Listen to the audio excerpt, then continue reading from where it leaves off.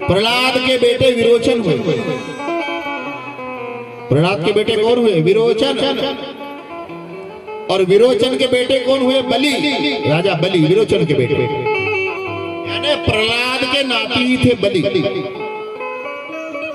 और बलि राजा का कब्जा स्वर्ग पर हो गया। सुखदेव जी महाराज कहते हैं, परीक्षित कभी कभी ध्यान रखना, आजा गलती करता है तो आजा का दंड नाती भी भरता है, नाती को भरना पड़ता है। और कभी कभी ऐसा होता है कि आजा ने सब कुछ बर्बाद कर दिया हो तो नाती उसको पूरा कर लेता है, ऐसा भी होता है। तो प्रहलाद के नाती थे विरोचन राजा के बेटे बलि। और बलि ने स्वर्ग पर कब्जा कर लिया। विरोचन तो महादानी, और बलि ने स्वर्ग पर कब्जा कर लिया। देवता घबराए, और देवता घबरा करके गुरु बृहस्पति के पास गए। गुरु बृहस्पति ने कहा, बलि जब तक भृगुवंशी ब्राह्मण का अपमान ना करे तब तक बलि का राज्य कोई छीन नहीं सकता। तब सारे देवता कश्यप के पास गए। कश्यप और अदिति देवताओं की माता थी ना, कश्यप और अदिति से प्रार्थना किया। कश्यप और अदिति ने अपने देवताओं की चिंता हरण करने के लिए तप किया। और कश्यप और अदिति के तप में वामन अवतार का जन्म हुआ। भगवान का वामन अवतार हुआ। वामन निरंतर तप किया और वामन का जन्म हुआ। वामन को ब्रह्मा जी ने दान पात्र दिया, सरस्वती ने जपमाला दी, कुबेर ने भिक्षा पात्र दिया, आदित्य ने लंगोटी दिया। वामन 7 वर्ष के बटुक ब्राह्मण हो गए। बटुक ब्राह्मण। और कहा तुम भिक्षा लेने जाओ। तो पहले वामन गए भिक्षा लेने, कहा जगदम्बा के मंदिर में।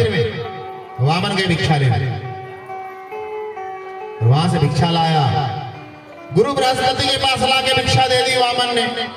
गुरु बृहस्पति कहते, अरे वामन भिक्षा कम है, अधिक भिक्षा ले आओ।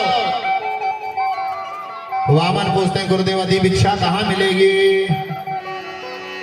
अधिक भिक्षा मिलेगी तुमको गुजरात प्रांत में, गुजरात प्रांत में भड़ोच शहर में।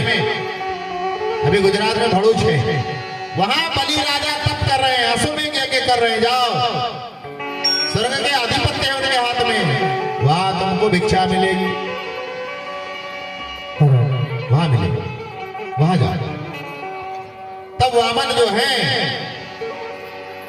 उन्होंने तैयारी किया और वामन गुजरात जा रहे हैं। और गुजरात में बलि राजा शुक्राचार्य के साथ यज्ञ कर रहे हैं। गुजरात प्रांत की बात है, भड़ोच की। और वहां भिक्षा के लिए जा रहे हैं। और वामन कौन थे? स्वयं भगवान विष्णु। और स्वयं वो भिक्षा के लिए जा रहे हैं। शुक्राचार्य यज्ञ संपन्न करा रहे हैं, बलि राजा यज्ञ कर रहे हैं। बलि राजा के पत्नी का नाम था विंध्यावली, और माँ का अपने बेटी का नाम था रत्नमाला। माँ थी विंध्यावली और बेटी का नाम था रत्नमाला। दोनों यज्ञ में थे। शुक्राचार्य और बलि गुजरात प्रांत में यज्ञ कर रहे थे। और यज्ञ में शुक्राचार्य उपदेश कर रहे थे बलि राजा को, साथ में यज्ञ आहुति दे रहे थे। क्योंकि बलि क्यों थे? बलि नाम क्यों पड़ा उनको? बलि यानी शुक्र की रक्षा कर रहे थे। बलि यानी जो शुक्र की रक्षा करता हो वो बलि है। ध्यान रखो, जो शुक्र की रक्षा करता हो बलि। और बलि राजा और शुक्राचार्य यहाँ भी पहुंच रहे हैं। बोलो शुक्राचार्य महाराज की, बलि राजा की। बलि राजा की पत्नी विंध्यावली ने देखा, उनकी बेटी रत्नमाला ने देखा, वामन कहाँ है? नीचे बैठे। श्री कृष्ण गोविंद हरे मुरारी, हे नाथ नारायण।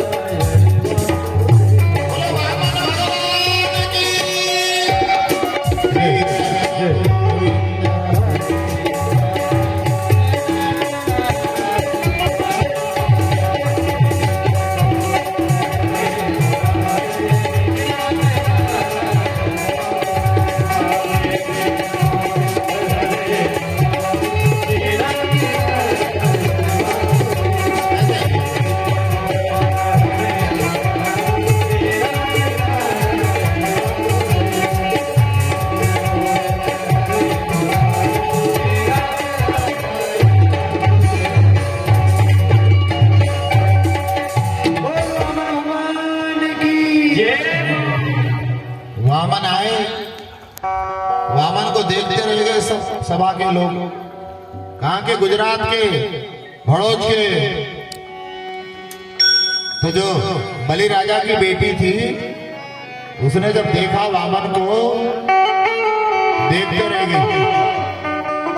बलि राजा की बेटी के मन में ये बात आई कि मेरी शादी होगी और जब मुझे बेटा होगा तो ऐसे बेटे को जन्म दूंगी, ऐसा दूध पिलाऊंगी, इतना ही तेजस्वी बेटा पैदा करूंगी। ऐसा उसके मन में आया। पर जब आगे का कृत्य देखी ना, आगे का कृत्य आने, वामन ने 3 पग में बलि राजा का सब कुछ लूट लिया। तो रत्नमाला के मन में आया, नहीं नहीं नहीं, गलत गलत, ऐसे बेटे को दूध पिला के तेजस्वी नहीं, ऐसे बेटे को तो जहर पिला के मार देना चाहिए। ऐसा किसके मन में आया? बलि राजा की बेटी में। ऐसे बेटे को तो पालना नहीं, इसको तो मार देना चाहिए जहर पिला के। और वही बलि राजा की बेटी, भगवान ने कहा तथास्तु, ऐसा ही होगा। वही बलि राजा की बेटी दूसरे जन्म में पूतना बनी।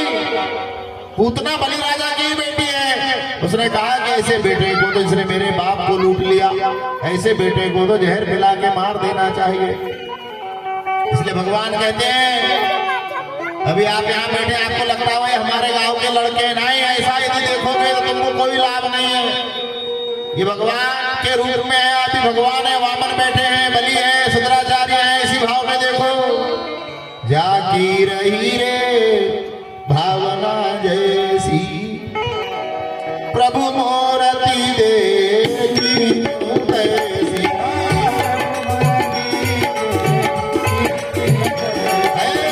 प्रभु मूर्ति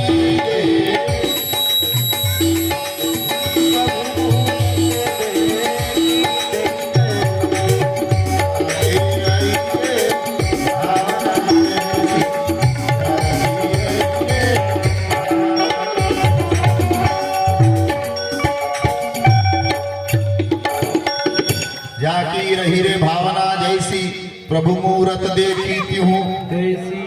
जैसी आपकी भावना होगी वैसी भगवान की मूर्ति आपके सामने आएगी। भाव शुद्ध करो। जिसका भाव शुद्ध है, भाव से तो सब कुछ है ना। भाव में भगवान, भाव बिन मिले नहीं भगवान, भाव बिन मिले नहीं भगवान। ध्यान देना हमारे तरफ। ये पत्थर है, यहाँ से मील का पत्थर है, मील का पत्थर समझते? मील का पत्थर जानते हो? इनको क्या समझेगा लड़की, जीभ निकालती है। मीर का पत्थर यानी जिस पत्थर पे लिखा रहता है खैरलाल जी 10 किलोमीटर, उसको पहले के लोग मील का पत्थर कहते हैं, है ना, उसको लिखा रहता था खैरलाल जी 10 किलोमीटर। एक बात बता रहे हैं आप, ये थोड़ा सा विषय के बाहर है, इससे संबंधित है, एग्जाम्पल दे रहे हैं। हमारे यहाँ इधर अंसेरा है, तुम्हारे नजीक से है। अंसेरा में क्या बनते हैं? पत्थर के डोंगे, सील, खूट, और वो पत्थर का हनुमान भी बनता है। वो पत्थर का हनुमान ही बनता है। एक बार क्या हुआ, हमारे गांव में पहले से गोटा था, हनुमान गोटा था, गोटे को लाल पोत दी मैं हनुमान। हमारे गुरुजी गए, पटेल की गांवखारी होती है, पटेल गांवखारी से बड़े परेशान। पहले संडास वंडास नहीं थी घर में, तो लोग कहाँ जाते थे? पटेल की गांवखारी। लोगों ने हक नाम है गांवखारी, तो वहां चना लखोड़ी खोदना बड़ा मुश्किल। तो हमारे गुरुजी कहे पटेल एक काम करो ना यार, काय को ऐसा परेशान होते? बोले क्या? इधर उधर के टूटे टाटे डोल डाले, बोले फूटे फाटे डोल के टोकर वो लाके जमा कर और एक पत्थर को लाल सिंदूर से रंगा दो, फिर लोग वहां हकेंगे नहीं। ठोका ही समझा, समझ लो। पटेल ने वैसा ही किया, इधर उधर के वो डोल लाया टूट के और एक पत्थर को सिंदूर कुकू से रखा दिया, तो वहां डोल रख दिया। लोगों ने कहा देव आए देव, तीन आएगी, कहा आएगी, कहता यहाँ नहीं। तो पहले पत्थर होते थे, पत्थर ऐसा नया जमाना आया, तो ऐसा आया कि चलो खुदाई मूर्ति ला ले। हनुमान जी की कौन सी मूर्ति लाए? खोदी हुई, खुदाई हुई। हमारे तरफ ध्यान दो ना भाई, तुम उधर ना देखो। ये भी बड़े मस्ती में मस्त है दोनों। अच्छा, इनको निपटाते क्या पहले? ये तो हमारे दृष्टांत में आपका मन नहीं लगे। दृष्टांत बड़ा रोचक है अंसेरा का, छोड़ो इसको। तो भगवान आए वामन, दृष्टांत को छोड़ देते चलो अलग कर। भगवान आए वामन, वामन को देखा, बलि राजा मस्त हो गए। ए बलि, आज तेरे घर में कौन आया है? तेरे द्वार खड़ा भगवान भगत भर दे रे झोली, भगत भर दे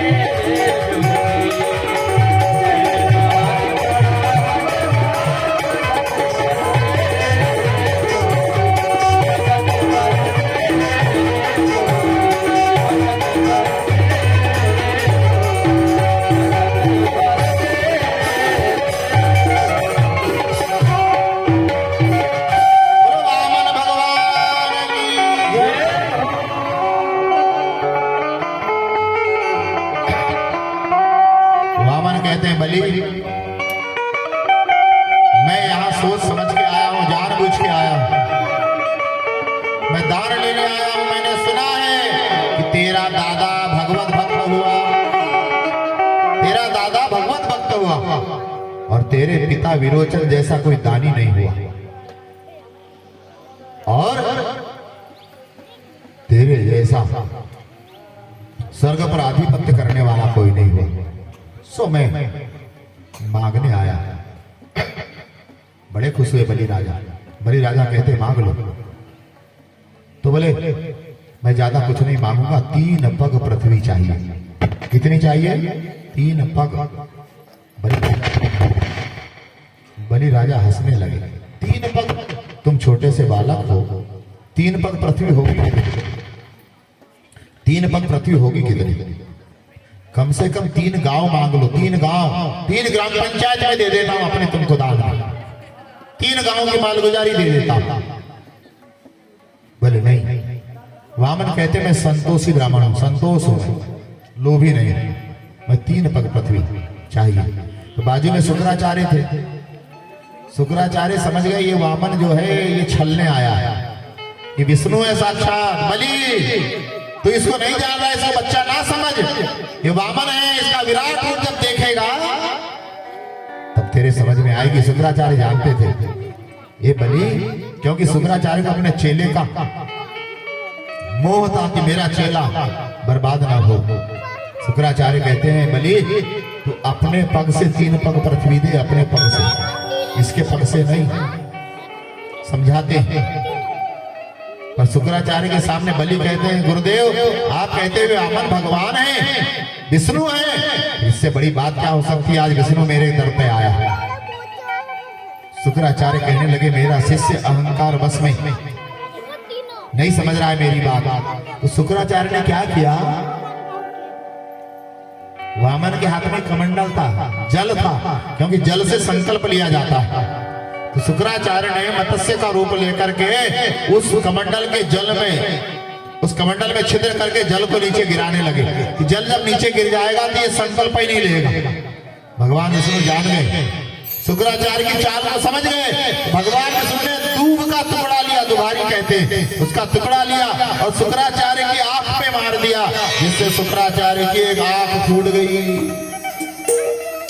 शुक्राचार्य ने सोचा बीच में और बोलूंगा तो दूसरी भी आंख छोड़ देगा, मुझे ब्लाइंड कर देगा, अंधा कर देगा। शुक्राचार्य चुप हो गए। वामन कहते हैं बलि तेरी इच्छा नहीं हो तो मत दे, अपने गुरु की बात मान ले। वामन कहते हैं नहीं, आज आप नारायण मेरे घर आया है, मैं खाली हाथ कैसे भेजू? 3 पग पृथ्वी होगी कितनी? संकल्प ले ले। संकल्प करा दिया मैं 3 पग पृथ्वी का दान आपको, 3 पग पृथ्वी का दान आपको करूंगा। ठीक है, संकल्प ले लिया। और वामन ने पहले पग में ब्रह्मांड नाप लिया, दूसरे पग में पृथ्वी नाप लिया, तीसरा पग रखने जगह नहीं। वामन को कहते तीसरा पग कहां रखूं? तो बलि ने अपना मस्तिष्क दे दिया। और तीसरा पग बलि ने अपना मस्तिष्क दिया, तीसरा पग वामन ने उसके मस्तिष्क पर रखा।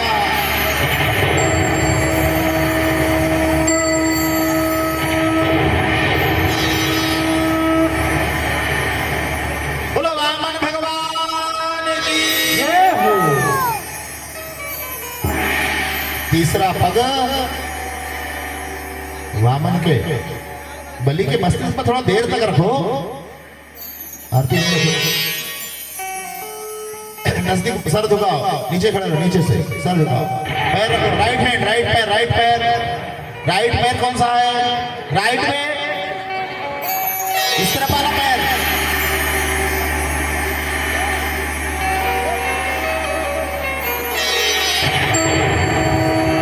हाँ ये, अबे मारना नहीं है, पैर रखना है, बस रखा रखो। बोलो वामन भगवान श्री कृष्ण गोविंद हरे मुरारे, हे नाथ नारायण वासु।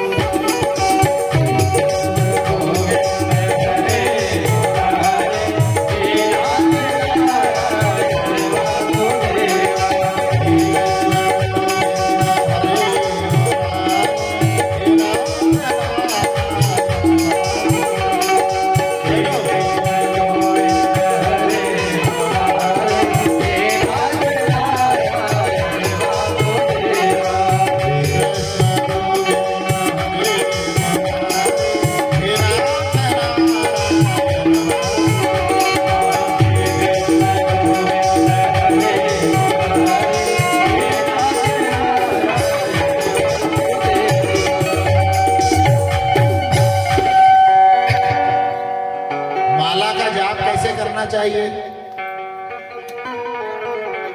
शुक्राचार्य जी कुर्सी ऐसी घुमाओ हमारे तरफ देखो। ये बात अभी तक तुमने दुनिया देखे, अब ये दुनिया बनाने वाले हमारे सामने बैठे, इनको देखो। माला का जाप कैसे करना, सभी भाई बहन ध्यान देना। माला के जाप में ये वाली अंगुली माला के मणि को नहीं लगना चाहिए। ये अंगुली नहीं लगना चाहिए, ये अंगुली नहीं लगना चाहिए। हाँ ऐसा, इसी अंगुली, ये अंगुली माला जाप में नहीं लगना चाहिए। भोजन करते समय मुंह में ये अंगुली नहीं जाना चाहिए। कवर उठाया, कला तो लो, इससे कलावन इससे बना लो, पर जैसे कलावा उठाया ये उंगली बाहर छूट जाना चाहिए। भोजन करते समय ये अंगुली मुंह में नहीं जाना चाहिए। माला जाप के समय ये अंगुली मुंह में नहीं जानी चाहिए। और यज्ञ हवन करते समय ये अंगुली नहीं लगना चाहिए। दो अंगुली में यज्ञ साकला लिया, अंगूठे से ढकेल दिया, ये अंगुली को निषेध है। इसका नाम क्या है? ए लड़की, इसका नाम क्या है?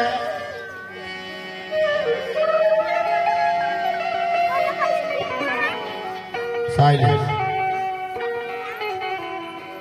इस अंगुली का नाम बताओ। तर्जनी। इसका नाम कनिष्ठा है क्या? इसका नाम मध्यमा। अच्छा दो नाम तुमने बताया, इसका बताओ शुक्राचार्य जी। नहीं, इसका नाम है अनामिका, इसका नाम है कनिष्ठिका। कनिष्ठिका, अनामिका, मध्यमा, तर्जनी, अंगुष्ठ। कितनी अंगुली है तुम्हारे इस हाथ में? 5 है क्या? 4 अंगुली 16 होती है कुल अंगुलियां कितनी? और 4 कौन है? अंगुष्ठ। ये अंगुली थोड़ी है, ये क्या है? अब तुमने इसको मर्दाड़ा कौन बना दिए। ये अंगुष्ठ है, ये 4 अंगुली है। नाम ध्यान रखे, सबके काम अलग है। दुनिया कहती है 5 अंगुली बराबर नहीं है, हम कहते हैं 5 बराबर है। तुम्हारे नाप में फर्क है, तुम ऐसा नापते हो और हम ऐसा नापते हैं। ऐसा नापना क्या समझे? यदि यहां बराबर कर देता तो हाथ ही सटक जाता, हाथ में ही आता। ये नाप ऐसा है, 5 बराबर है। दूसरा, सबसे ताकतवर उंगली कौन सी है? अंगुली में ताकतवर उंगली कौन सी है? भाई लोग पहले बताए, नहीं मालूम? अच्छा, हाँ ये बता रहा, ये वाली, ये ताकतवर है क्या? मालूम है तुमको? सही बात है, उत्तर सही है इसका। ये बता रहा है, ताकतवर अंगुली बता रहे हैं ना, सही उत्तर है। महिलाओं का जिनकी शादी हुई उनसे बात कर रहे हैं। जिनकी शादी होगी, भले बूढ़े हुए हो, वो दिन याद करो जिस दिन तुम्हारा आदमी लगन लगाने मंडे में आया। वो दिन याद करो, 5 श्लोक में लगन लगी और तुम्हारे आदमी ने तुमको कौन से उंगली से पकड़ा? किससे पकड़ा? इससे पकड़ा ना। तो कभी पूछे उसको कि अजी तुमने ये उंगली से क्यों पकड़े? इससे क्यों नहीं पकड़े? इससे क्यों नहीं पकड़े? इससे क्यों पकड़े? सबसे ताकतवर उंगली है। इससे पकड़ने का अर्थ है, भगवान ने गोवर्धन कौन सी उंगली पे उठाया है? ये भी तो गोवर्धन है। शादी जिसने किया तो दुल्हन लाया, दुल्हन ने गोवर्धन लाया। गोवर्धन यानी द्रोणागिरी पर्वत का बेटा है। द्रोणागिरी के बेटे का नाम है गोवर्धन। हनुमान जी ने जिस द्रोणागिरी को उठाए उसी का बेटा वहां है गोवर्धन। उनको भगवान ने, श्री कृष्ण ने उठाया, इसलिए भगवान का नाम हुआ गोवर्धन गिरधारी। और ये भी गोवर्धन है। काम बोली मत समझो। अभी एक लड़के से कहते भैया शादी कर लो यार, उम्र हो गई तुम्हारी। अभी गुरुजी शादी नहीं करता। बोले क्यों? अभी अपने पैर पे खड़ा नहीं हुआ। अभी किसके पैर पे खड़ा है? बैठ लो। नहीं गुरुजी वो बात नहीं है, अभी थोड़ा धन कमा लूं, घरवाली को पालने लायक। फिर उसके पीछे लग गए हम। अरे कर ले एक तो घरवाली को, तो ज्यादा 10-5 थोड़ी लाएगा। फिर उसका भी मन हुआ, चलो एक घरवाली आएगी, उसको तो पालने के लिए मेरे घर में साधन है। एक घरवाली ला लिया शादी करके। महीना 2 महीना हुआ, फिर वो घरवाली कहती है मेरे मौसिया के यहाँ, यानी तुम्हारे मौसे ससुरे के यहाँ शादी है, दहेज लगेगा 10,000 का। मौसे ससुरा, फूफे ससुरा, महल पे ससुरा, काके ससुरा, सागिल भाई, दुनिया भर का इकट्ठा लाया, उसी का नाम गोवर्धन। और उस गोवर्धन को रापते रापते खुद का धन भूल गया। कैसा ये सारा गट्ठा है, ध्यान रखिए, यही है गट्ठा गोवर्धन। इंद्रियों के लोभ में फंस गया, बंधन में बंध गया, और अब उसी का काम कर रहा है, पूरा जीवन बंध गया। कुटुंब का बोझ लिया सर पे, विश्वास किया नारी नर पे, काम पड़ा रहा घर पे, बड़ी जंजीरें जंजीरें भाई मेरे, बड़ी जंजीरें जंजीरें भाई मेरे।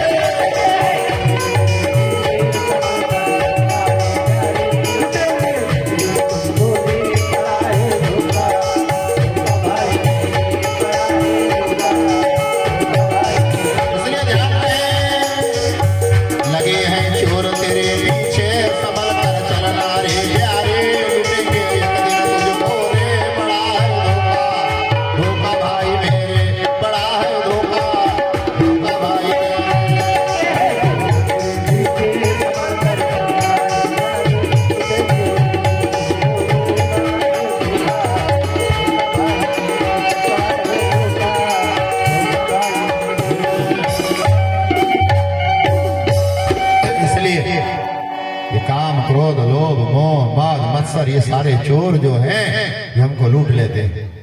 इसी गोवर्धन के भाव में पूरा जीवन बिता देते हैं, पर हम समझ नहीं पाते। बड़ा लंबा चौड़ा गोवर्धन 32 कोस। इसलिए इस शरीर का ज्ञान करें। श्रीमद् भागवत शास्त्र उपदेश करता है, जीवन की कला सिखाता है, जितना सुनो उतना कम है। तो वामन भगवान ने 3 पग में सब कुछ लूट लिया, बलि राजा को पाताल पहुंचा दिया। और वामन जो है वो बलि राजा के धन के चौकीदार हो गए। ये बात किस दिन की है? ये वाला काम कौन से दिन हुआ? रक्षाबंधन के दिन, श्रावण पूर्णिमा के दिन की बात है। और उसी दिन से रक्षाबंधन का पर्व चालू। पाताल में लक्ष्मी जी आई। लक्ष्मी जी ने कहा बलि तुमने मेरे स्वामी को अपने धन का राखली बना दिया, चौकीदार बना दिया। बलि समझाते हैं लक्ष्मी को कि मैंने आपके स्वामी को धन का चौकीदार नहीं बनाया, आपके स्वामी की इच्छा हुई सो उन्होंने ये 3 पग पृथ्वी मांगा। एक पग में ब्रह्मांड समाया, दूसरे में पृथ्वी नाप लिया, और तीसरे में मेरे मस्तिष्क में जो धन का अहंकार था सो मैंने अपना मस्तिष्क वामन के सामने रख दिया। तो मेरे अहंकार को नष्ट कर दिया। बुद्धि में अहंकार होता है मस्तिष्क में, बुद्धि के अहंकार को नष्ट कर दिया, मुझे पाताल पहुंचा दिया। लक्ष्मी हाथ जोड़ के खड़ी हो गई, कहा तुम्हारे धन की चौकीदारी करेगा मेरा स्वामी तो मेरा क्या होगा।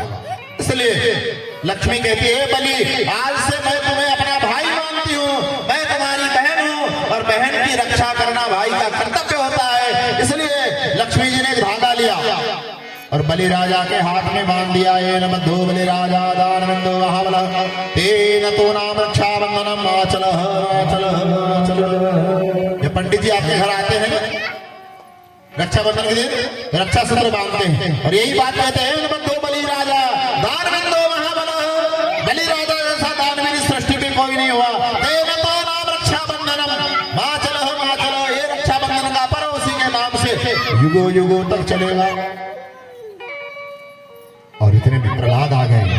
प्रहलाद ने भगवान से कहा प्रभु आपने मेरे पोते का धन नहीं हरा। कौन कहता है मेरे पोते का धन हरा? आपने मेरे पोते के मन में जो अहंकार था उसको हर लिया। प्रहलाद जी आए, भगवान की वाहवाही करी, कृतार्थ किया।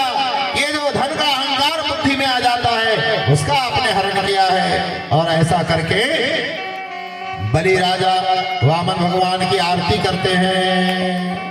बोलो वामन भगवान की जय। वामन देव वहीं से देवा बलिराजा के द्वारे बलिराजा के द्वारे संत करे सेवा ओम देवा बलिदेवा वामन रूप अनूप छत्रधन सोहा तिलक भार सुमनोहर तिलक भार सुमनोहर जतन मन मोहा ओम देवा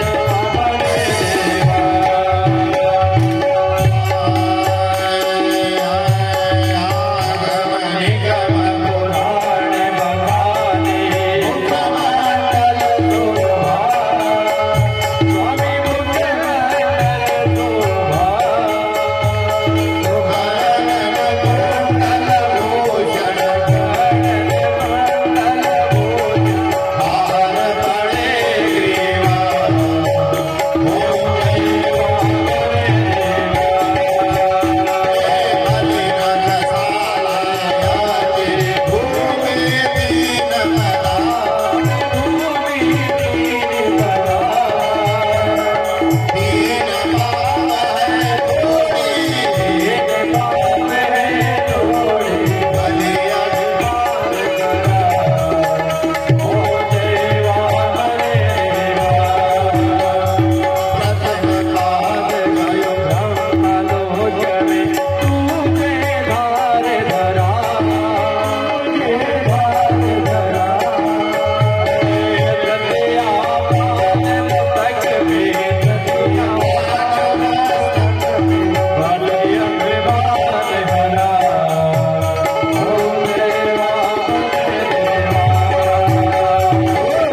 बलिदान के आरती जोतित से गावे जोतित से गावे दुर्गापति नाम दुर्गापति नाम हर जीते गावे ओम देवा